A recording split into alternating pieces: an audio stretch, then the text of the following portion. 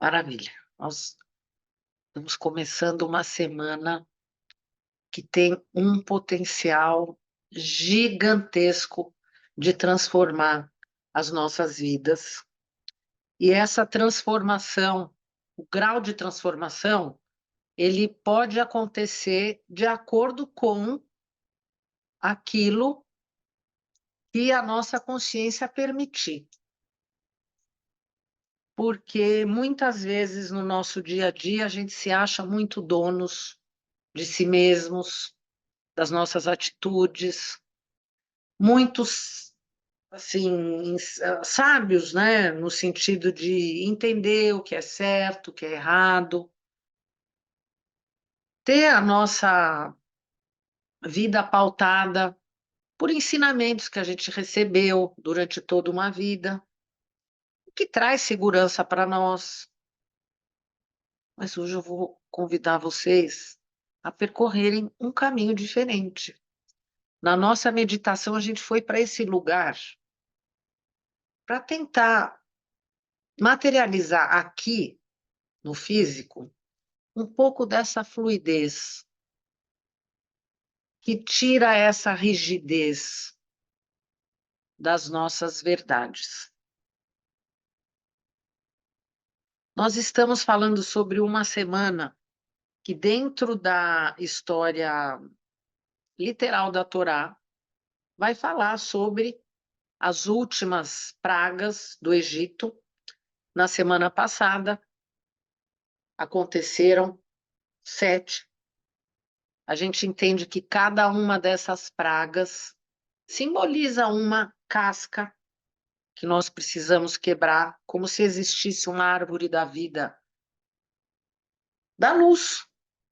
Só que para eu entrar dentro dessa árvore da vida, da luz, eu preciso quebrar esse limite, essa cobertura, essa rocha. E durante essas porções aparece a voz do Criador dizendo que ele endurece o coração do faraó. Eu falei para vocês na semana passada, não teria sido mais fácil de uma vez já ir para a última praga e encerrar e acabar com com esses egípcios, né? E segue com o povo escolhido. Por que ter que passar por todas essas etapas? O que está acontecendo agora que nós estamos passando por essas etapas? Nós entramos num novo mês, o mês de Aquário, que fala sobre uma redenção, sobre uma salvação de forma coletiva, um olhar bastante abrangente de um mundo que precisa ser livre, que precisa ser justo, que precisa ser igualitário, que precisa entregar direitos. E pensar em idolatria, pensar em épocas em que existiam muitos deuses, é colocar um pouco de condição em dividir as pessoas que fazem parte desse mundo em duas situações. Aqueles que são os líderes e aqueles que estão abaixo dos líderes, que não têm absolutamente valor nenhum, que são commodities, são números, são pessoas que a gente não pode nem dizer que são pessoas, a gente fala que são escravos, porque a eles não existe a opção de usar o livre-arbítrio. Eles não têm nenhuma possibilidade de fazer uma mudança. Mas por que é que eles não podem fazer nenhuma mudança? Porque o que faz o escravo permanecer escravo e a outra pessoa ser diferente do escravo? Ah, um pode fazer diferente, mas o que internamente possibilita uma pessoa fazer algo diferente daquilo que ela sempre faz? A esperança. O escravo permanece escravo, porque dentro da consciência dele não existe outra possibilidade. Existe algo que limita qualquer condição dentro dessa lógica, da sua lógica. E ele aceita. E ele vai continuar aceitando até que ele possa estar num lugar em que ele acredita que pode ser diferente. Ele tem a esperança que ele pode fazer diferente. Moisés foi odiado, porque Moisés, a cada uma das negociações que ele estava fazendo com o faraó, e as pragas foram sendo manifestadas, o povo chegava para ele e falava: eu não quero mais essa situação dessas tragédias. Imagina o Nilo. Vamos imaginar que a gente está lá naquele lugar. O Nilo, a fonte da vida, a prosperidade, virou sangue. Imagina o desespero. Imagina o desespero. Eu quero beber água. De todas as fontes, aparece o sangue. Como é que pode acontecer uma coisa dessas? Como a gente se sentiria numa situação como essa? E esse é o ponto. Por que a gente estuda a Cabala? Porque quando a gente está nessas situações que parecem impossíveis, mas que a gente pode até trocar o cenário, mas coisas que a gente considerava que nunca poderiam acontecer, quando elas acontecem, a sabedoria da Cabala nos ajuda a ter uma consciência intuitiva que vem lá desse outro lugar, que é o lugar do invisível, e eu consigo agir para eu conseguir enfrentar aquilo que parece ser impossível de uma forma diferente. Diferente do quê? Diferente do pânico.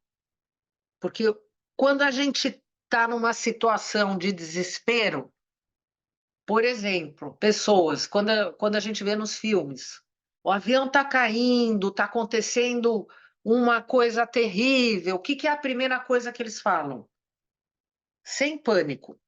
Aconteceu, acho que há 10 dias atrás, o assunto de um avião no Japão, em que quem viu aquela cena acreditar que saíram todos salvos daquele avião é algo assim quase inacreditável, impossível da gente achar que é viável acontecer isso.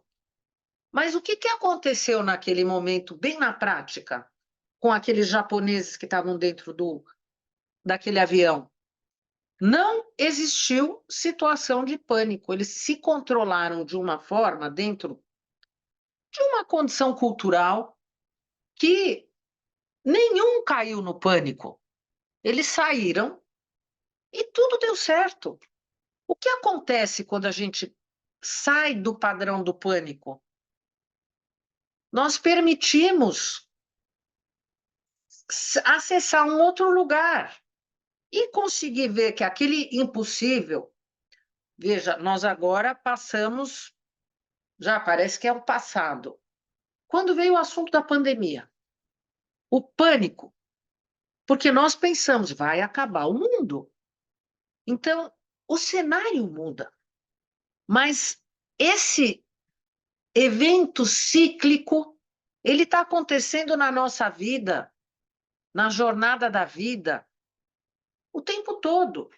Então, é uma ilusão achar que o assunto do Egito era lá no passado, 3.300 anos atrás, e ponto, e acabou, e não acontece. O que nós estamos fazendo ao fazer o estudo da Cabala? Entrando nesse lugar, e o que eu estou nessa dimensão de consciência exercitando? Como eu posso estar aqui neste mundo, nesta dimensão, que a gente vai falar, o reino de Malhut, o reino da fisicidade. Mas eu não estou literalmente falando de um mundo físico. Eu estou falando de uma projeção que vem da minha consciência.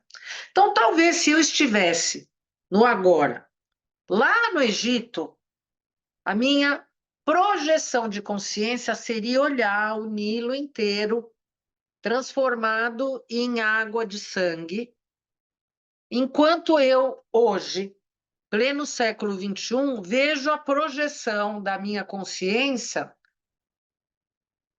um mundo que passou por uma pandemia e que foi um caos total e que nós passamos por muito pânico, por muito sofrimento, muitas perdas. Mas o fato é que esse mundo físico, ele é só uma projeção de algo que está nesse outro lugar, que a gente tentou entrar antes da gente chegar aqui. Aqui é um mundo que é comandado por certas forças, por certas energias. Na semana passada, nós falamos sobre a fé de verdade ou uma fé que era uma fé inocente, ingênua, porque precisava de uma interferência divina para se fazer presente. Ou eu não, melhor, vou reformular. Eu acredito que a minha realidade é criada por forças que são muito maiores do que eu, por algo, uma entidade que eu chamo Deus, e que a manifestação dessa força é o que faz tudo isso aqui acontecer. Quem concorda com isso? Ou alguém aqui tem dúvida? Ou isso é verdadeiro? Ó, tem pessoa lá que está concordando. Aqui as pessoas estão com medo de fazer a sua, não sabe se vai fazer sim, não ou não sei. Então, eu posso ter essa situação de concordar que tudo isso é criado por ele, seja ele quem for, e que eu não interfiro. Pode existir, para quem está dentro dessa consciência, o conceito do milagre. Se as coisas acontecem de forma favorável para o meu ser, yes! Eu recebi uma bênção e um milagre. Se as coisas acontecem de forma desfavorável para o meu ser, putz, não tem milagre. E eu recebi uma praga, uma maldição. E eu fico pensando, se eu sou uma pessoa do bem, se eu tento fazer tudo direitinho, por que é que aparece, então, certas situações negativas na minha vida? Que eu não mereço. Eu só faço coisa boa, eu não faço mal para ninguém.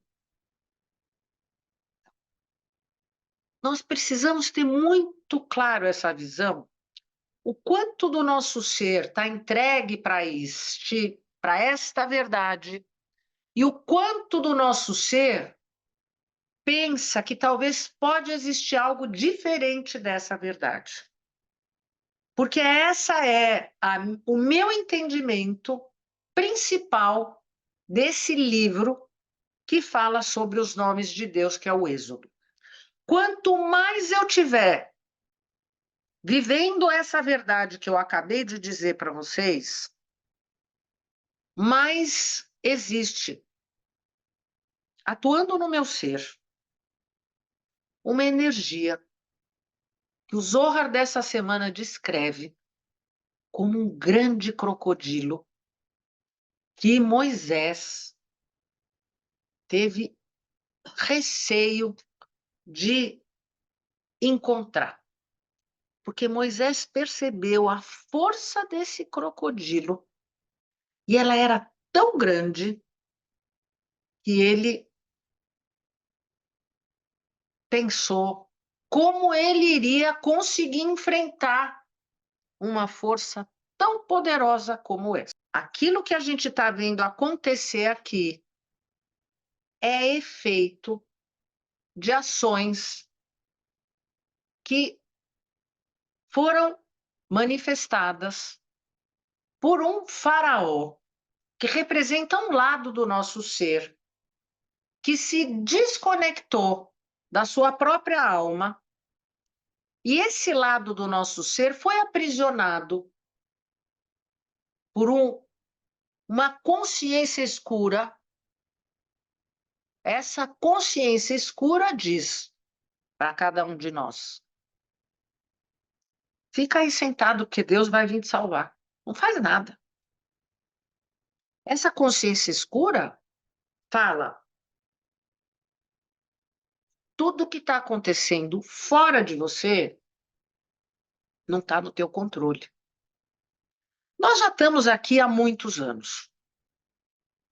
Cada ano, um pouquinho dessa história vai entrando dentro de nós. Não é fácil se libertar dessa consciência e dessa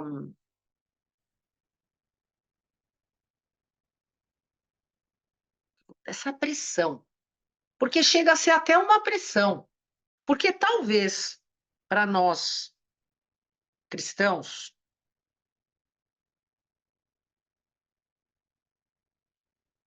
fazer esse tipo de pensamento pode parecer até um pecado. Como? Meu Deus, como? Não é Deus que vai me salvar? Ai, mas então, se ele não é o meu salvador, essa é a consciência que a gente precisa trabalhar. Quando nós falamos sobre essas pragas e sobre os milagres, e na semana passada nós falamos sobre o inferno, a consciência do inferno, tudo é consciência. Pensar na própria palavra Deus. A própria palavra Deus, para nós, ela é 1000% contaminada. Pode parecer uma heresia o que eu estou falando para vocês. Porque a nossa língua portuguesa, em tantas outras línguas, God, Deus, pega todo o conceito de muitas dimensões de Deus e sintetiza em uma única palavra. E com isso a gente perde a possibilidade de conseguir alcançar essas outras dimensões. Quando nós estamos aqui falando sobre essas pragas, nós estamos falando sobre uma dimensão de Deus, dessa palavra Deus, que significa Elohim. Quem é Elohim? Elohim é uma entidade, uma criatura? Sim, mas quando eu falo esse nome, eu estou falando sobre uma capacidade desta criatura conter um tipo de energia e luz. O que está contido nesse recipiente Elohim? Uma função. Que função? A função de trazer o equilíbrio entre a causa e o efeito. Então, o que Elohim está fazendo? Ele está trazendo um equilíbrio entre causa e efeito. O nome dessa porção é Bo. Bo. Quer dizer, venha. Eu vou ler para vocês o que está escrito no português, na Torá. Então, é a pura ingenuidade. Mais uma. E disse o Eterno a Moisés: vai ao Faraó, Pois eu fiz endurecer o seu coração e o coração de seus servos para pôr meus milagres entre eles.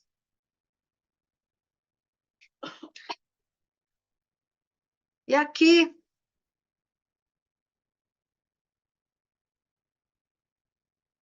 essa situação, no hebraico, eu estou vendo aqui a letra Bet e a letra Aleph.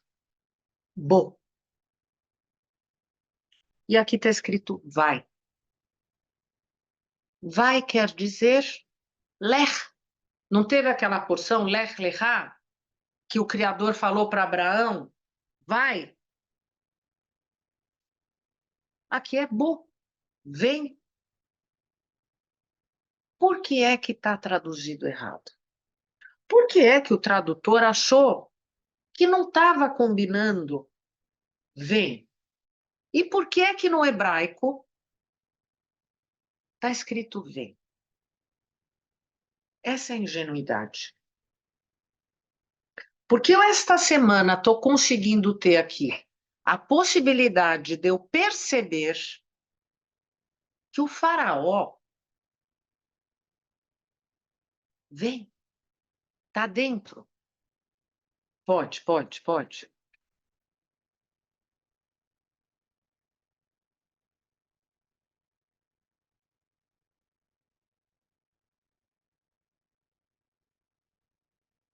Vem ao faraó é o momento de perceber que quem é que vai fazer a salvação?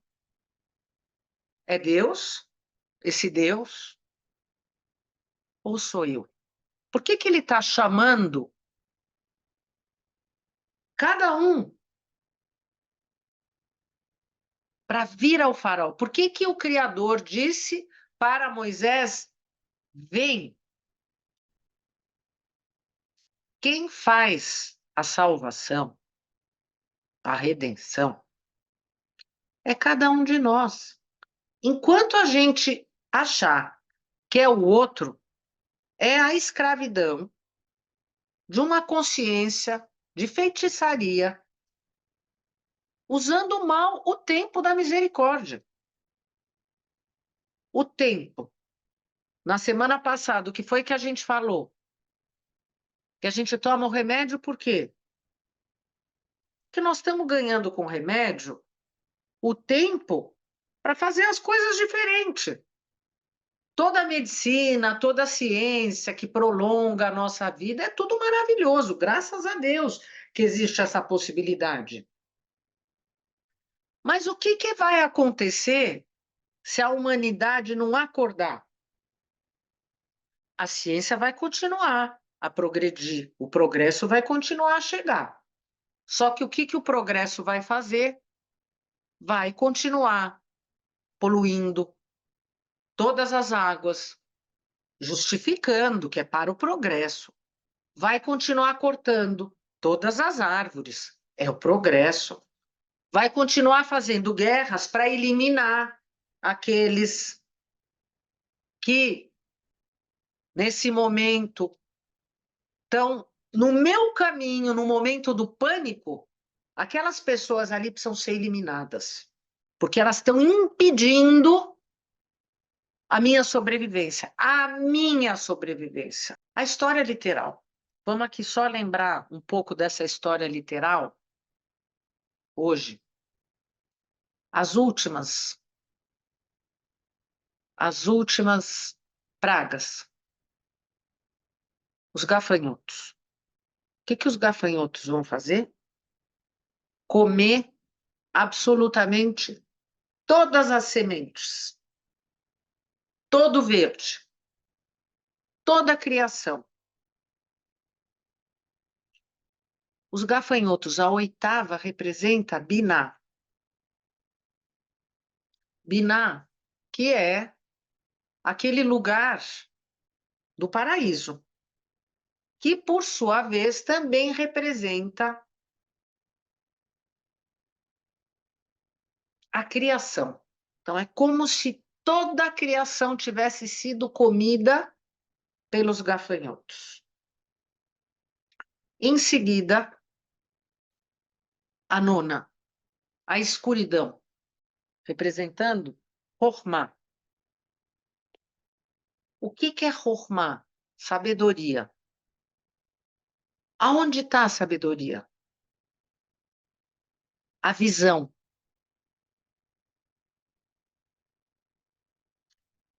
A sabedoria se apresenta através da nossa visão. Por quê? Dependendo da forma que eu vejo, eu assimilo e eu ajo. A escuridão significa que eu abri os olhos e eu só estou vendo a escuridão, eu não estou vendo a presença da luz. Cadê a luz? A falta da sabedoria é o quê? Eu só vejo a escuridão. Eu não consigo encontrar luz em absolutamente nada. E a última, os primogênitos. O que eu estou aniquilando, quebrando toda a continuidade. Então, é como se a gente estivesse sendo vacinados esta semana. Primeiro, pela nossa criação, pelas sementes, por aquilo que a gente manifesta. Segundo, pela sabedoria de enxergar além do crocodilo, além do faraó. E os primogênitos, para que eu possa plantar, criar uma nova geração, uma nova condição. E o mais, talvez uma das coisas mais importantes, o primeiro preceito de todos que aparece nessa porção. O que foi dito para Moisés? Que ele iria santificar a nova lua, que é o que é feito até hoje. No momento em que você disser que este é o momento da lua nova, aqui vai se iniciar o novo ciclo, o mês de Nissan, aqui vai iniciar um novo ciclo. E ele espera vir a lua nova, e ele abençoa a lua nova, e a partir daí veio a contagem do quê? A contagem do calendário, a contagem do tempo. Quer dizer o quê? Que o Criador fez o quê? Entregou para nós, para o nosso lado divino, a contagem do tempo. Porque quando eu uso da sabedoria, o tempo da misericórdia, eu estou fazendo o quê com esse tempo? Ele deixa de ser o tempo da ilusão e ele é o tempo da minha correção.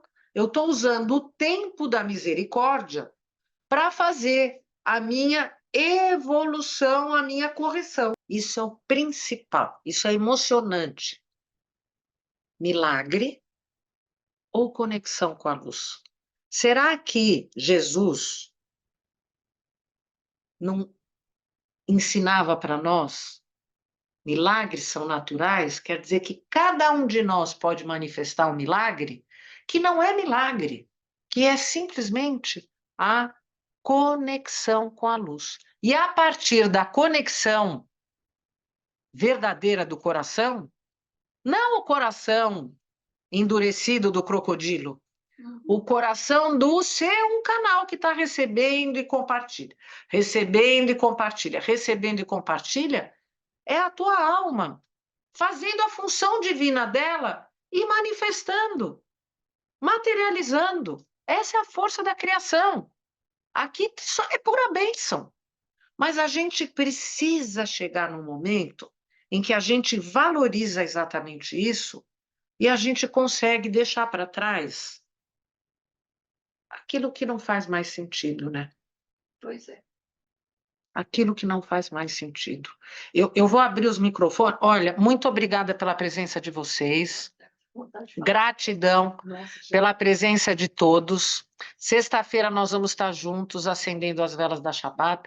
Daqui a pouquinho nós vamos chegar na lua cheia de Aquário, uma data ultra mega blaster importante, com grande potencial de manifestar a luz aqui do nosso fundamento, a nossa fundação divina na Terra.